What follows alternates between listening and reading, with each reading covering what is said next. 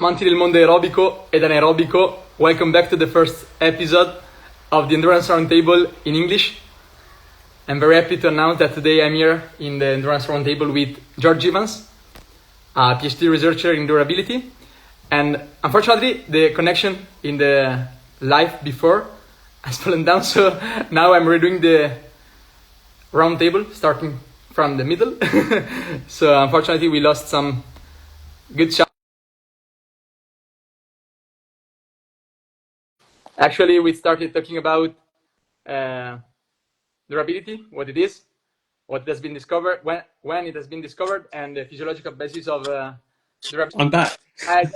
Welcome back. Wow. So this is actually the second endurance roundtable in English.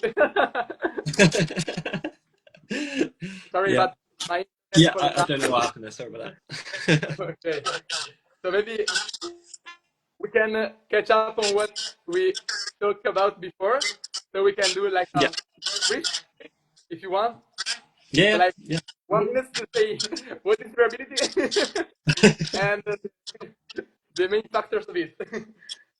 Okay, so what is durability? Durability is how well you can preserve your physiological function in whatever way you measure it. So power output, VO2 max, lactate thresholds, whatever, during prolonged exercise or after certain amounts of kilojoules, after certain amounts of work performed. And what underpins that is various factors. So you've got central and peripheral factors. So central being your brain and your neuromuscular connection, so the brain's connection with the muscles.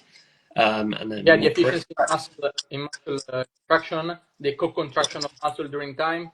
So we efficient for this reason. And also the peripheral ones that are the muscle glycogen that we talked about glycogen, before. Muscle damage. So you start to recruit more type 2 fibers and less efficient fiber types that require more oxygen at any given power output. So you start burning more glycogen, and then it's kind of a vicious circle. Then you've also got heat stress as well. So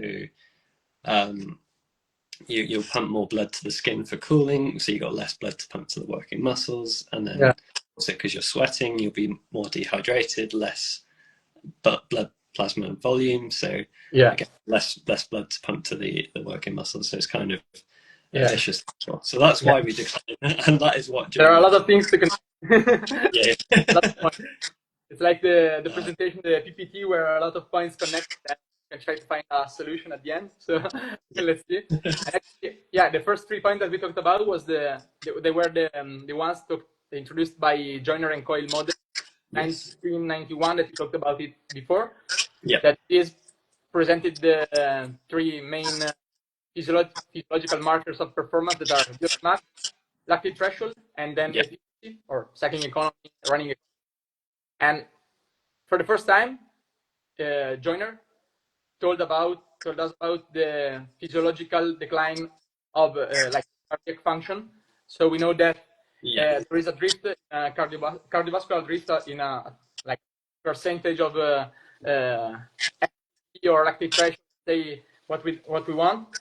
We know that maintaining this during long time, we have the cardiovascular drift. So this, for the first time, was talked about from Joyner, and then with John's research and other researcher paper, we found that there is also this fourth dimension of performance. This is the durability one, that is also called fatigue resistance or physiological resilience in the John's paper. So So Andy Jones is one of my advisors. So I sometimes have meetings with him, but also Ed Maunder is another one of my advisors. So Ed came up with a definition for durability, and Andy came up with resilience, physiological resilience. So I've kind of got 2 people who have called it the same thing in my mind, 2 different names. So, it's choosing which one I call it in my research. At the minute, I'm going with durability because there seems to just be more studies calling it durability. But I quite like the term resilience. I think, and I like Andy's paper on that. It's well written and there's good diagrams in it. Yeah, and we also talk about the fact that we can test durability in lab, and we were talking about how can we do this. So usually we can do like a fresh condition test, and then one day after 24 hours of resting, we can do a fatigue condition after some thousands of kilojoule consumed, and this is like the main way to really apply it in a lab setting. But then we have to apply in a field setting because it's important to assess it in a real condition. For example, we are talking about the Marathon de Dolomites here in Italy, that we know that it's a race that lasts for sure for more than 5 or 6 hours, and we need to assess, and it's important to assess durability after a specific time in a preparation for the race. Like, for example, one time every month or 2 times in 1 month, or every week, every 2 months, let's say. This is specific to the athlete's situation and to their life, actually. So it's important to take into account all their appointments and life situation. Yeah, and you can do that through sort of retrospective data as well, like we were talking about, or like on WKO, you could measure durability from race data and training data in practice. It might not be the gold standard or like what you do in the lab, but it's still like, I think if you're doing a durability test every month, it's probably a bit too much because you have to do like testing in a fresh state of whatever marker you want, and then in a fatigue state in whatever markers you want. So it's quite a hard session to do. I think it is valuable doing it fairly often to kind of update your fresh and fatigue power curves, but you probably don't need to do it that much when you're racing, especially because you'll be doing really hard efforts late into the race, and we can analyze that through Training Peaks or WKO or whatever system people use. But in WKO, I also added graph that tell me the decline in compound score after different kilojoules per kilo. So that's perfect. Okay, this is important, and I also the differences between training and races. So this is important to say if it is like a maximal session or not maximal session. So, I guess the issue with using retrospective data, so when you're looking back on the training data, is you don't know where that maximal effort has come from. So if you're looking at 5-minute power, for example, in the compound score, because its compound score is watts squared divided by weight. So you're looking at 5-minute power, basically. You don't know if that maximal 5-minute power in a fatigue state, for example, has come from like a 6-minute climb. So they might be able to do slightly more power if they just did a one-off 5-minute effort. So that is the benefit of field testing, because you can make sure that whatever power duration you are testing, they are actually doing a maximal effort for that duration. So I think field data or retrospective field data is great for just like looking at and keeping an eye on it, and it can kind of replace testing a little bit in the season, I think. But it's always good to update the curve and make sure they're doing maximal efforts in both the fresh and fatigue state. Getting on to your point earlier about being specific with what race, or that is the key. Because there's no point, as you said, for a marathon runner to test their like W prime in a fatigue state, because it doesn't really matter so much. Or it's no point really a sprinter testing their like LT1 in a fatigue state, because it doesn't really matter to their performance. So you've got to look at what underpins that race performance. So say I'll use the example of a road racer, because that's what I kind of focus on the most. Is, let's say if Alex, who I coach, has a race that he wants to do really well in, and we know that race is probably going to be decided by a 5-minute climb late into a race.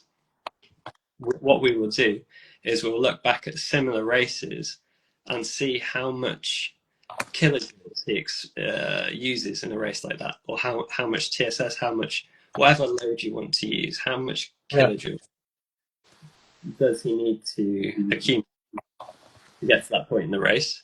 And then you test what is important for that race after that many kilojoules. So yes, you can test his 5-minute power in a fresh state. That's great, and get the confidence score.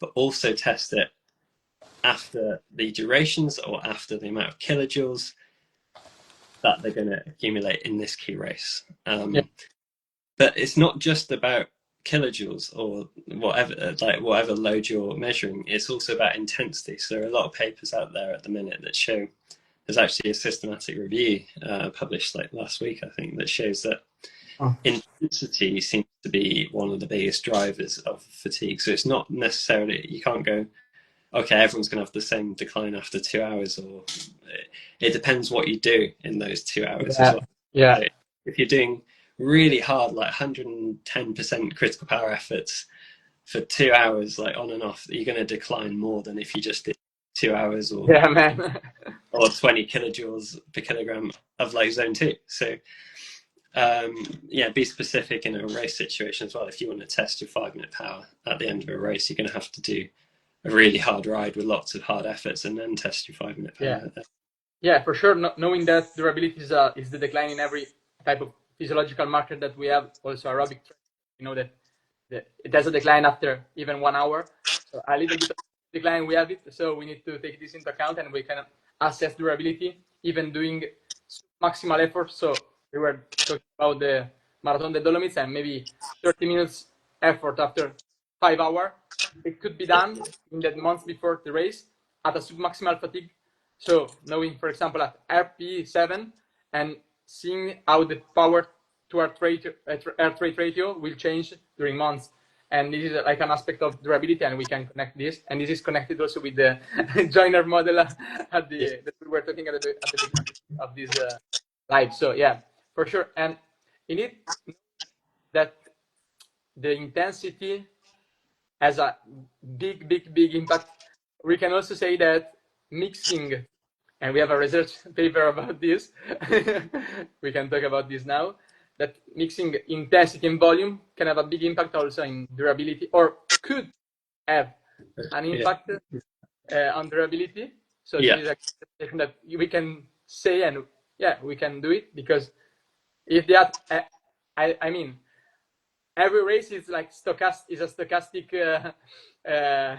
graph. It's something like road races in a total way. So it's better to prepare for it, doing mixed intensity training session, because otherwise it will be okay, perfect at anaerobic threshold, going straight for your way without even looking at the road, and then when you go to race, you can even see the other guys that are maybe going through you, because they are going full gas for 30 seconds, and then they are going in a breakaway, and then you will lose the first position for this reason. So yeah, for sure, we have to take this into account, and we have to plan training according to the type of terrain that we are gonna race in, and other things. So what do you think about this thing of mixing up different training session with volume and training, volume and intensity that are a mix of it? Yeah, I completely agree.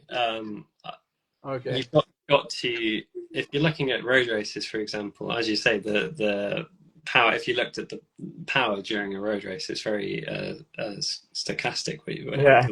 It's very up and down, just all over the place, really. So if you're not really training that, then you're not preparing yourself to cope with it. So you've got to I think you need to train that. I do see some coaches, especially here in the UK,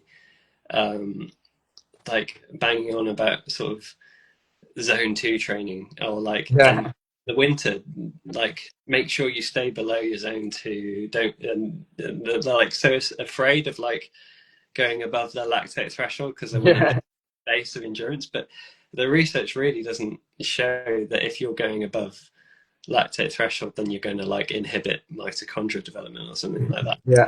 use it. The research doesn't show that at all. So it's so important to go over LT2 to have also good mitochondrial adaptation. So yeah, it's really important to go over to get them out. So like I don't understand this fear sometimes that people have about going into zone 3, 4, whatever you want to call it, above lactate threshold. A lot of people, especially in the winter, they're like, so I don't know, they want to keep their athletes at low intensities. Yeah, and for sure it's good when athletes have high volume training loads during the season.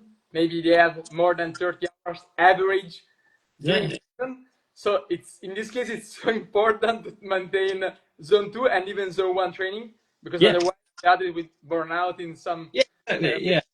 But for the average person that maybe has 20, I think maybe less than 10 hours per week, this is like the threshold model. That is one of an Italian researcher, that is Luca Festa, and other ones from University of Verona, like Pogliaghi, Silvia, and other ones from my university last year. And they made a research about this, like distance runners or something like that, like runners in general, and they found that athletes that have low volume during the weeks, they have good impact, good effects for training and for the physiological markers in creating training sessions that are, or periodizing training in a threshold model. So that means using more time in the middle zone, in the X zone, let's say. So the one that maybe is the sweet spot that could be useful for them, because they can create good adaptation in less time and they can optimize training. Yeah, but for sure, when you have high volume, then it's important to maintain zone 1. Zone 1 in a zone 7 model, I say. I don't tend to use zones too much with my athletes. I kind of just use the like moderate, heavy, severe. For sure. And I don't, I might do specific efforts at certain powers, but I don't really use like zone 1, 2, 3, 4, 5. I just like endurance ride or and then specific efforts. But my opinion on like not periodization, like how you split up the distribution, intensity distribution is it depends on how many hours you're training, like you just said. So if you looked at, like, for example, Pogacar's training, I don't know what he's doing, but I imagine I could take a pretty good guess that 92% of his training will be below the lactate threshold, if you look at it volume wise, or hours wise, and then a little bit would be in that heavy domain, and then a little bit, even smaller proportion, would be critical. But then, so a lot of athletes, like you say, who have full-time jobs or coaches that they'll look at that and go, that's what best in the world's doing.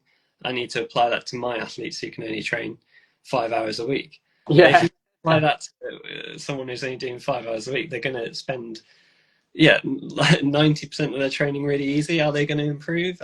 Not as much as if they increase that percentage of high intensity. So I think it really depends on how many hours a week you have to train.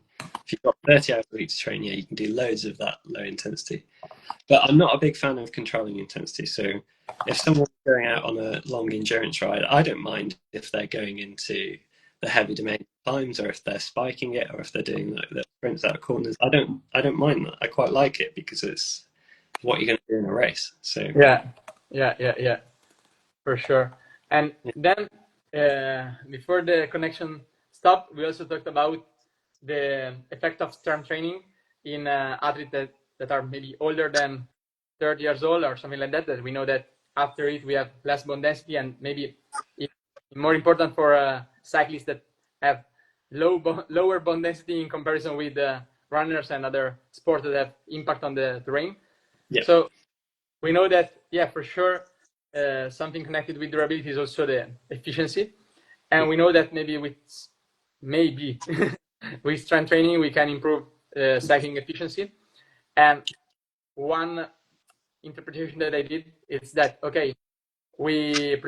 you presented the research of Matteo March that compared the Pro 223 performances, and that we said that for sure the power duration is similar in between them in a fresh condition, but then it changes a lot in a fatigue state. So we know that experience could be one of the main factor for durability, and that we know that, yeah, like we talked about ultra endurance events, and we see that most of the time athletes that are in the top 10 or top 100 position are even more than 40 years old.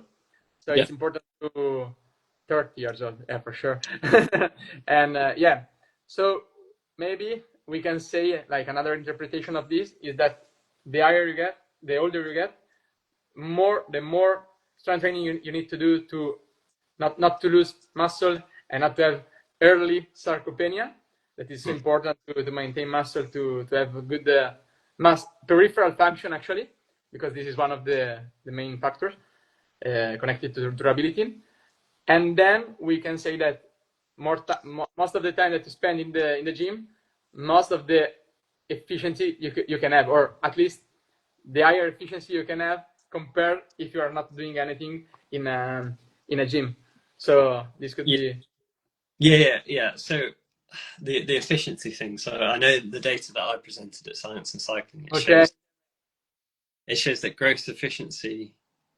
So if you measure gross efficiency in a fresh state, it wasn't really related to time trial. So like a 26-kilometer time trial, it wasn't really related to time trial performance or road race performance.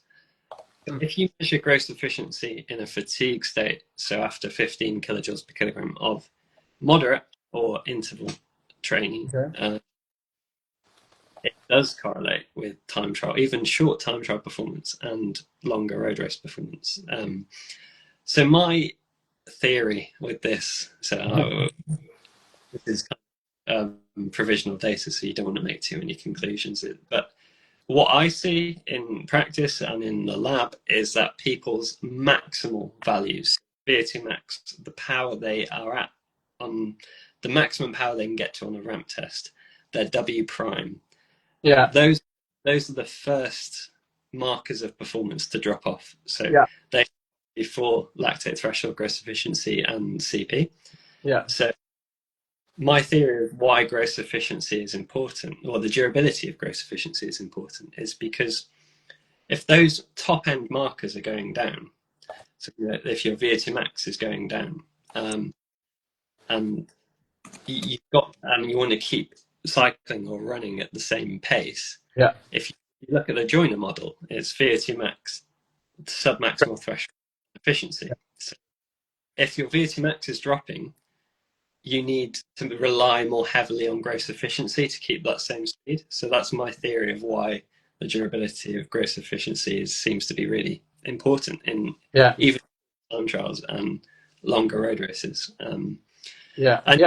So like the oxygen cost at submaximal intensity should be lower, even if the ceiling is going down. Then, like Jenner says, the floor must stay up. This is the important thing, actually, because like, to do a metaphor, this is our house. So where you see the white here because of the contrast of the lights here in the light, this is the ceiling. So this is the VO2 max. This is the window, and this is the floor. And actually, this is the real floor, and this is like resting condition. So the idea connected to durability in this sense is that, okay, the ceiling can go down, but then the floor, like the window in this case, must stay up, and we need to avoid the declining time of this, and we must train this in order to improve durability over time, even if the ceiling is not higher than the other. So if we have one guy that is maybe that has the ceiling here and the other here, but this one will go here, then for sure the floor will go down. But then if this one goes down here and the floor remains here, then we are done. Then this is for sure the best one. It's better than the other one with 85 milliliters per kilo per minute for VO2 max, actually, because this floor will stay higher. Yeah, and that's like the figure in Andy Jones's paper. He has the 2 marathon the start line with the same max or same speed at sustainable VO2, and then at the end of a marathon, one speed has dropped and the other has managed to maintain a higher speed, so that they, even though they have the same baseline measurements, there's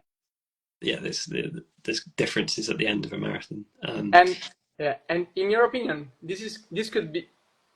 could this also be connected to the psychological factor of durability? That means, okay, we know that the other athlete is in front of us, and that maybe he has done a spike in order to do a breakaway from us, but can this really be assessed as a durability thing, or maybe something related also to glycogen or glycolytic function, because maybe he knows that he has an higher W prime and anaerobic capacity, and so maybe he can go up for a bit and more than us, and then he can do a breakaway just to make us feel worse? Or I see what you're saying. I think it's probably all kind of tied in. Like I think we said on a call we had earlier, that if you're going to deplete glycogen, your core temperature is going up, all the things that contribute to that decline in power, all those physiological things are happening. It's not going to feel good, is it? You're going to feel awful, which maybe ties into that psychological aspect of it. So I'm not a psychologist, but me neither. I imagine if you're, well, I know from experience in bike races, if you haven't had enough gels and you hit the wall, then you feel awful, don't you? That's probably obviously going to affect how you feel. So I think the physiological and the psychological components of durability are related. What you're saying though is tactically, I don't know. Okay. In my opinion, it could be totally connected to the tactical aspect, because actually, like, for my personal experience, I'm talking now. So like, this is the round table, and if anyone wants to join us, you can write down here in the comments or in the box your experience also. But if I'm doing a race, let's say with a friend, and my friend, if we know that we are like the same VO2 max and same threshold, because we're training the same, we are doing like the 10K at 38 minutes, something like that, let's say, and we are doing an uphill race. Like this Sunday, we'll do one in Trentino, so it will be a difficult one. Okay, but maybe if he's gonna do like a spike at the beginning, he's gonna do like zone 7, because you know that for me, not seeing him would be difficult for the tactical aspect of the race, and this will can make me sick, can make me like, no, I cannot catch up on him, I cannot catch up on him, because actually I'm losing him, and maybe if I go at my anaerobic threshold for 30 minutes, I will catch up on him, but maybe he's only gonna do like 1 minute zone 7, like all out, and then resting a bit, and then going up in an aerobic threshold. But for me, knowing that he's going a lot better than me, it's making me like suffering, like mental suffering, you know. So this is for me like the tactical aspect, that we know that if we have, for example, and maybe I have a better W prime, for example, or an aerobic power or something like that, okay, maybe I can use it to make other people suffer from this situation, because I know that other people maybe usually preserve better their physiological marker by doing a steady state intensity training session, for example, or target race. So we can say that. So yeah, I mean, I don't know if you watched the Tour de France stage yesterday, but it was exactly, you saw Remco, he got dropped on the climb, and then he just kind of time trialed all the way to the line. So that could be like sort of him, not going over his limit, not using that high intensity, so not going above CP, trying to preserve the function. Because you're saying, if your friend goes off, you're the same pace as your friend, but if he goes off too hard, then break you psychologically, but it's also, you got to remember that it's going to be physiologically harder for him because he's going to be using his W prime and he's going to be using more of his anaerobic stores. So you might be able, if as long as you know that he's probably not pacing it very well, you can probably. And you saw Remco yesterday; he looked in all sorts of trouble on that first climb, but he just kept going. Kept going at your intensity, at what you feel that it could be good for you actually, because only you can really understand what's coming in your legs, for example. So it's important to make sure of that, and when you know that your legs feel well, then you can maybe do an opener. And and he didn't use didn't lose too much time in. So like, it might be beneficial to kind of stay in what you know you can do.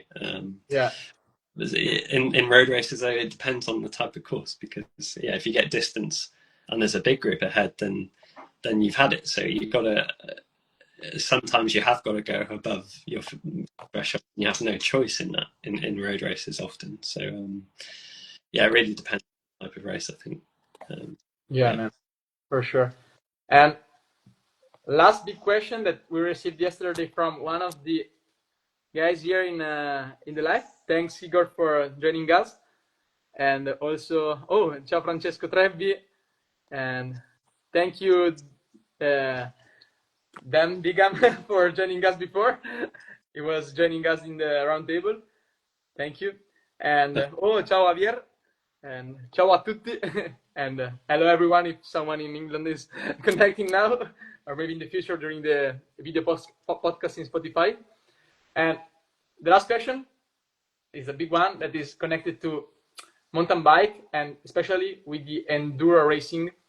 So we know that enduro is a competition where people do different rounds lasting between 6 and 15 minutes that are in a prevalence of downhill, but then they also have different places where they have to push, for example, in the changes of direction to recatch up on the velocity.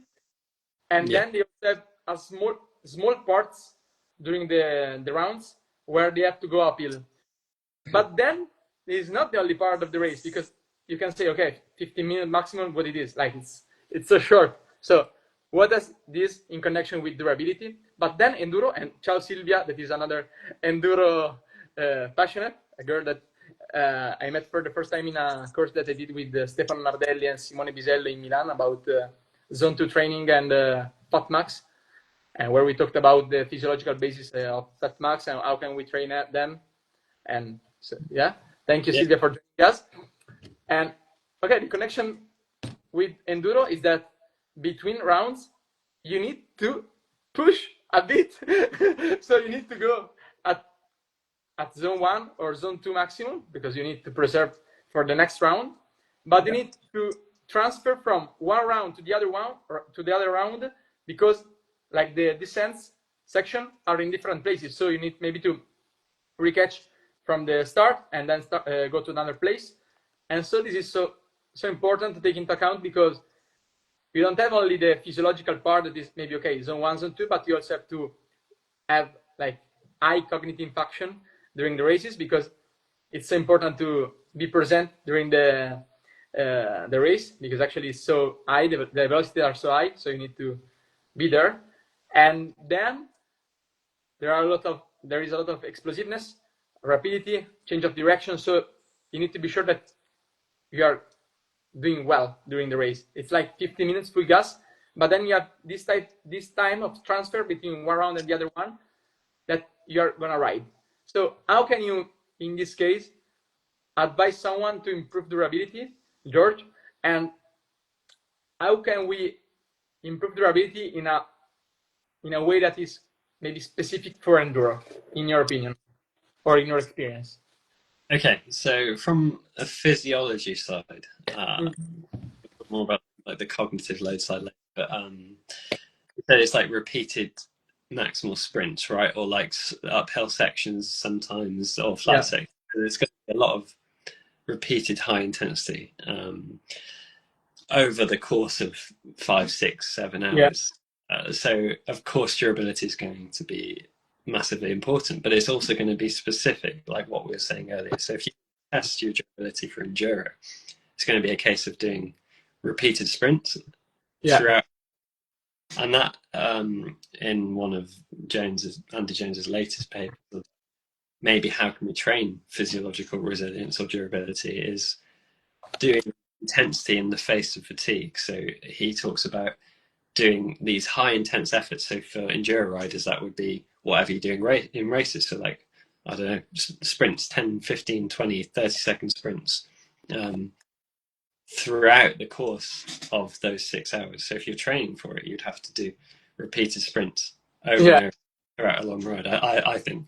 And also, just, I mean, we see that durability is probably related to just high volumes of training in general.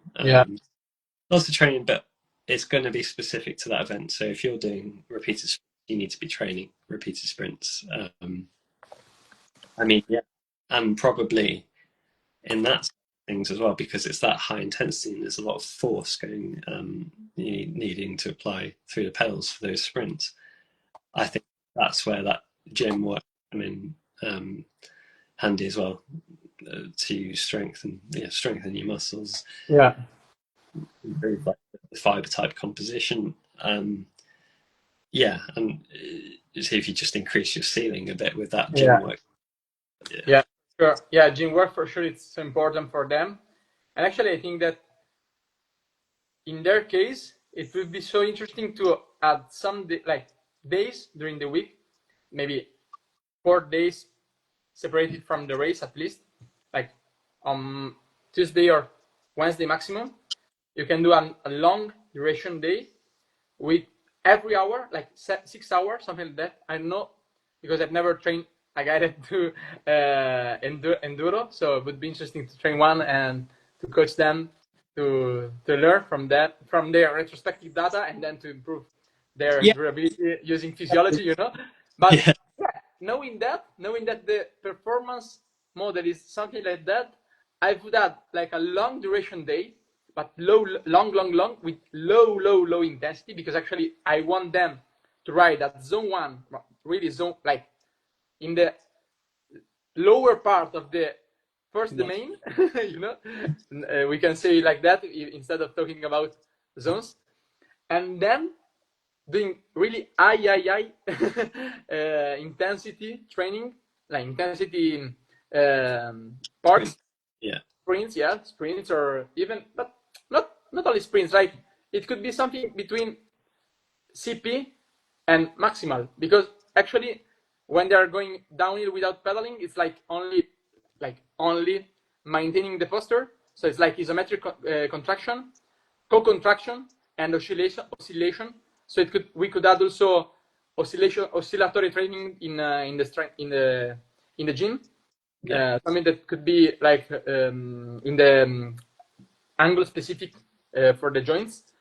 So we could also add this. But for me, the most important thing is to add specific training in this sense. So zone 1, and then some CP with some maybe all out target spikes. So it's like, okay, maybe 3 minutes CP, because it will maybe recreate the condition where we are going down for 3 minutes and we are maybe at a high cardiac output, and then we have to also do a big uphill for maybe 100 meters, so it's like 30 seconds, something like that, and we are going well for 30 seconds. So you could add like the sprint interval training or something like that. So and I guess they've also got to, I don't know too much about enduro, but you've also got to either train that in the setting that you're doing it. So you're working on, like you said, you got to hold that position on the bike with all the jumps and the corners and stuff and the rocks. So you got to be able to train not just your legs like we do in road cycling. It's also your ability to keep holding that good posture. So your arms, whatever muscles you're using. So you either train that like in the field or in the gym as well. So, or a mixture of both. But I agree. You got to do like those sort of glycolytic efforts, but also some sprints, because that's where you need to kind of probably get back up to speed. So we do repeated sprints, repeated slightly longer efforts into sprints, and then just throughout a longer ride. I don't think they necessarily need to be training on the turbo on the road or something for like 6 hours, but because they'll be not pedaling as well in these enduro events, or like resting in between, so you could kind of condense that, make it a bit hard. So sort of like a 3-hour session where you have repeated high intensity efforts throughout. Yeah. Race. And for sure, we also have to train the cognitive function and also the eye coordination and something like everything connected also to hand-eye coordination, because we need to know when to brake and when to restart and something like that. So for me, it's also important to train this aspect after a long ride. For example, if you're going out to train and for doing the most important workout, like the long ride with this effort that are the effort, then you could also add some specific training. If you are with your coach, you can stop during the race or during the training session and do this after every high intensity effort. Otherwise, you can go back home, and then if you have some reactivity wall to train your hand-eye coordination or something like that, you can also add this at the end of the training session. So it will for sure add a lot of training load for your head and also for your muscle.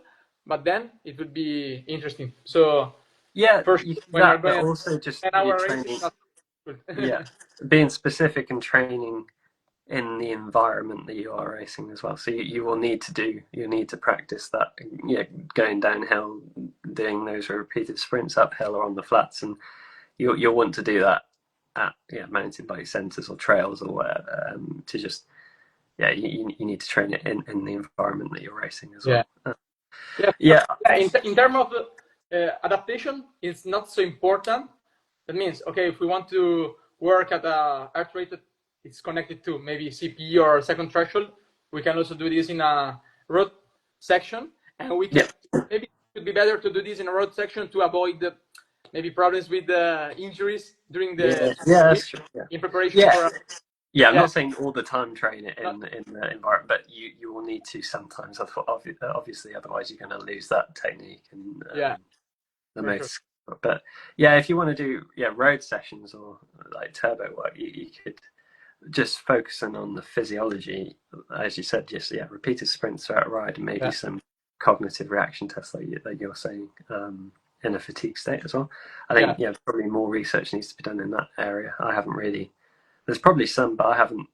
It's not really in my area, so I haven't paid a great deal of attention to it. But maybe there's something to read up on the cognitive demands with durability and fatigue, because if you've got a cognitive load, like in a road race, there's lots going on, there's stuff around you, you're trying to avoid crashes. It's the same in enduro. I imagine you've got to concentrate a lot going downhill and not crashing. So it's probably going to make the decline even worse, because you're concentrating a lot.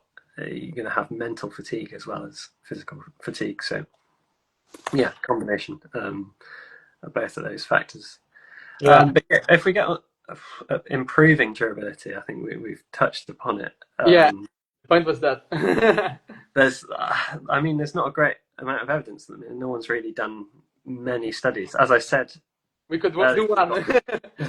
Training over years, so large volumes of training over years seem to be important. That's why elite professional cyclists are more durable or have similar fresh power profiles to under 23s and juniors, but they are more durable. So that suggests that high volumes of training over years improve durability, but also large acute training volumes, so like training a lot over weeks and months, also seems or could improve durability. So doing high volumes of training in like pre-season or over a pre-races, that can help to improve durability, and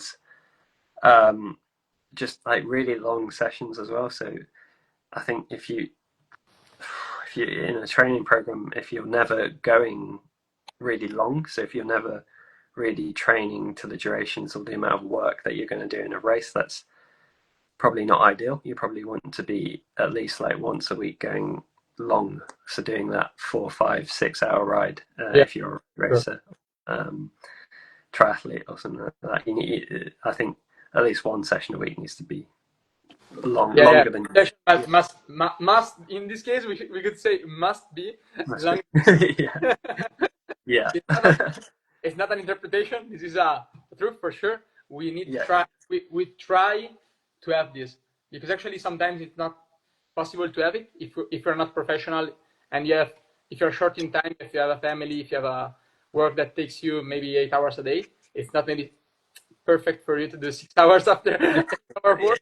But we could try to do maybe a double session. Maybe sometimes I have amateurs that maybe prefer to do 1 hour in the morning just to prepare for the day. If it's better to do this. For sure, maybe look at the phone, starting to looking at the phone, so it's better. And then finishing the day with 3 hours, like at 6 until 9, if they don't have maybe family at home or if their wife is on vacation, something like that. Or I'm a big the double day sometimes, like not all the time, not like maybe once a week, if that. Once every 2 weeks I'll plan like Alex session for example. But what it'll be is like a easy ride in the morning, but we might have in especially before races we'd add like a heat stimulus to that, so we do a bit of heat training and in the like very easy in the morning, then session in the afternoon. So it's a way of like breaking up the training load a bit, but even so I think you need one long session, and that isn't like one that you go really long, 4 6 hours. I don't and you talk about but like moderate, I just say endurance ride. Endurance ride. You said that in the morning, like you said, easy ride, but this could be also connected to chronotype of the athlete, that maybe sometimes we have athletes that performs well in the morning. So for them, I would apply the concept, okay, if you can start the day well with a good workout that is maybe going to let your mind be free during the day, you can do smash the hard workout during the morning, and then for the evening you can do like an easy ride just to enjoy the sunset. And I can maybe shift this, but then for sure we know that has a different impact on the day after. But for sure we need to take into account that the day before he could have done a training session in the evening that could have an effect on the morning one. So in this case, I always do like constant feedback to say, okay, you can do it, or it's better to shift it on the evening, even if you are not going to the top during the evening. But it would be better for your physiological effects. So exactly. So training over years, lots of training in like pre-season, lots of hours. Make sure you do a long ride. It's basically just try and get as much training done as you can. But then also maybe some strength training, as we talked on, like heavy strength training might improve cycling efficiency, and definitely running gross efficiency and economy. It improve running oxygen to speed cost. I guess another strategy that I think we briefly touched on is like intensity in the face of fatigue. So making sure you are doing hard efforts throughout a long ride, for example. So this comes from the Andy Jones. Well, making sure you're doing intensity throughout a session. So hard efforts throughout a long ride, like 4 hours. For sure. Volume and intensity is the king. I'm basically just saying, just ride your bike. Actually, is this like we were talking? It was in the live before about the stochastic trends of races, and we know that every race is different, and we cannot predict how it's gonna go. So we cannot say, okay, maybe you are going to do like a threshold session during the race, but sometimes it's like threshold. So, then we have a rest. Then we have ice spikes for 30 seconds, and then it's unpredictable. So we need to also train in a stochastic way sometimes. And I thought with John Wakefield, because I saw sometimes in his Instagram stories some stochastic workout, and I'm also applying this to my philosophy in coaching since some years. I started with some athletes that are my friends, just to start by doing something and maybe mixing some different duration of VO2 max, for example, because we know that, okay, the 4 minutes and then 3 minutes resting could have an impact, but why not to add 4 minutes, then follow it by 3 minutes and then 2 minutes, and then all divided by the same work to rest ratio. So yeah, it's like, exactly. You've always got to mix up that stimulus. Like your body will get used to what you're training. You're just constantly trying to keep your athletes or your body in a state of adaptation from training. So if you keep doing the same training, your body's going to adapt to that, and you won't get as much adaptation. So you've got to I guess my philosophy with training is what it differs a bit from like traditional methods. Is like what we were told when I first started cycling is everyone would say the same thing. It's like you need to do an aerobic base in the winter, and then like tempo, sweet spot, and then threshold as you get closer to races. But my problem with that is if you're training one area of performance, you're detraining the other area. So, and you're not maintaining that. You're not maintaining for sure, because if you're only focusing on one and not doing anything on the other one, you're losing it, because our body relies on the use it or lose it function. So yeah, exactly. And then, I mean, so you've got to train everything all the time, but you can, sure, you can give different weightings to what you want to work on, right? So yes, you've got to do all of the intensity ranges in any given week or 10-day period, but you can do more of what you need to work on. And there's different ways of doing that. So like at the minute, I quite like to do some front-loaded sessions. So like you do hard efforts at the start of a ride. So you can do those efforts in a fresh state, and that depletes like your muscle glycogen stores early on in a ride. So the rest of the ride is in kind of a more fatigue state, because I never like to prescribe athletes like a fasted training session. I won't do that. So like, I guess doing front loaded training sessions is kind of a way to get the benefits of benefits. There's not a great deal of benefits for like fasted training, but like there's the downsides to it. But like front loaded training can give you like that kind of depleted aspect of like that without like restricting feeding at all. So you can turn on like PGC1 alpha a bit quicker doing I mean, I have issues with like fasted training as well. I've had coaches of like athletes who have come to me from a previous coach, and they've been like 18 years old, and their previous set them like fasted training, and I'm like, why? Like it, and they'll say like, oh yeah, it improves like fat oxidation. But yes, the studies show it might improve fat oxidation, but it's decreasing your ability to use carbs. So it's going to have a and it doesn't make any sense in terms of training. You can't focus on one aspect of performance. You got to look at the whole kind of can't focus on one threshold. You got to train what's relevant to your races. So yeah. I mean, I guess one thing to talk about durability wise is something that I think a lot of people, what I've seen on like Instagram and YouTube, I think some people have been overstating the importance of durability maybe, and that's coming from me who's doing a PhD in durability. So I think I've seen some people say like, forget about your critical power, your FTP, your VO2 max. The most important thing is your durability. And it is important. It is important, but I don't think it's more important than any of those markers, because if you think about it, if you've got one rider who's got a 250 watt FTP, critical power, whatever marker you want to say, and they have perfect durability. So after 2-3 hours of cycling, they've still got a 250 watt critical power. So they're perfectly durable. They're never going to beat the cyclist that has a 400 watt FTP or critical power, but drops off by 10%. So durability on its own probably isn't the like what you should be trying to train.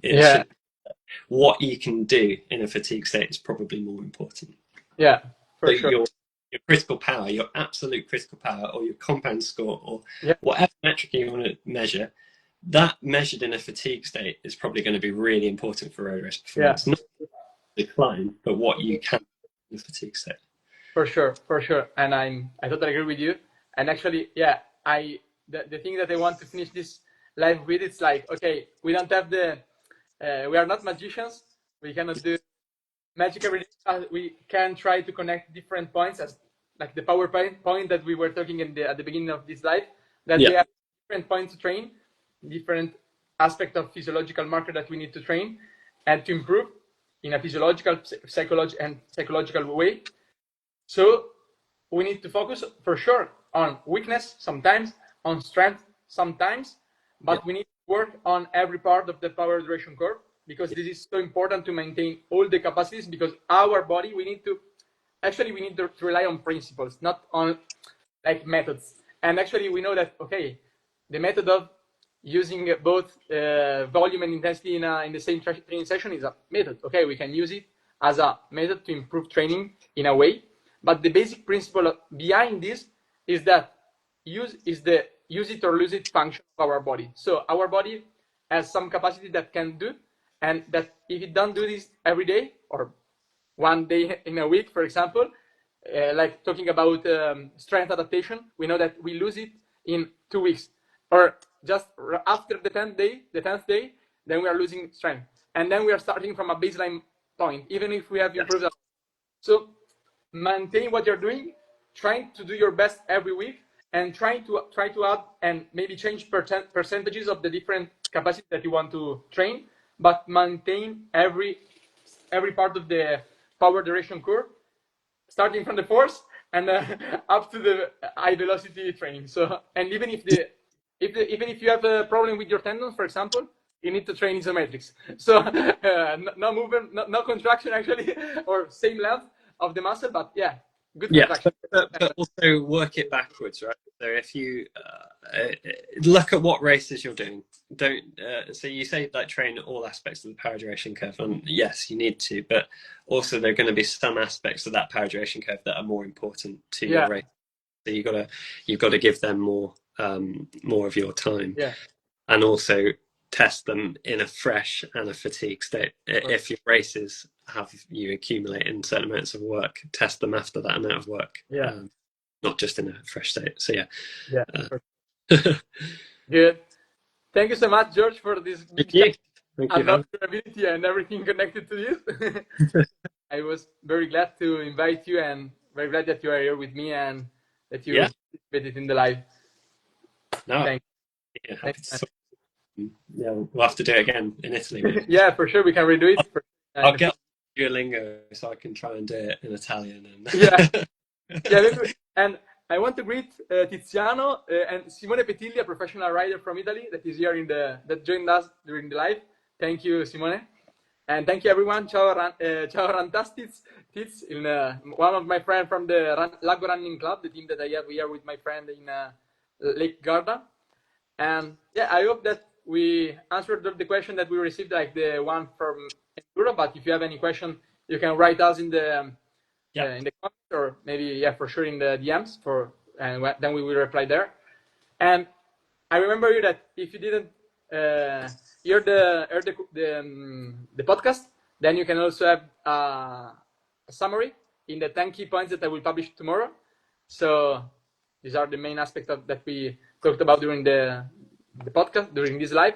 And then tonight I will, like in the next few hours, I will publish the live as a video podcast in Spotify on my page, that is the Endurance Roundtable, and it will be also available in YouTube on my channel, that is Endurance Explorers, and I have also the public playlist that is Endurance Roundtable, so you can see everything there. And for sure, you can write anything to us. You have our accounts here in the live, so feel free. Dodgy internet. And thank you, everyone, for staying here and joining us in the roundtable. Thank you, George. See you in Wales. Maybe in the next few months, I will join you there to do a roundtable together in Wales. Otherwise, you can kind of come here in Lake Garda. Sounds great. I'm gonna go and catch up on what's happened in the time trial and the tour. Yeah, yeah. Let's see, man. Thank you. Right. Have a good day. Bye bye. Yeah, see you in a bit.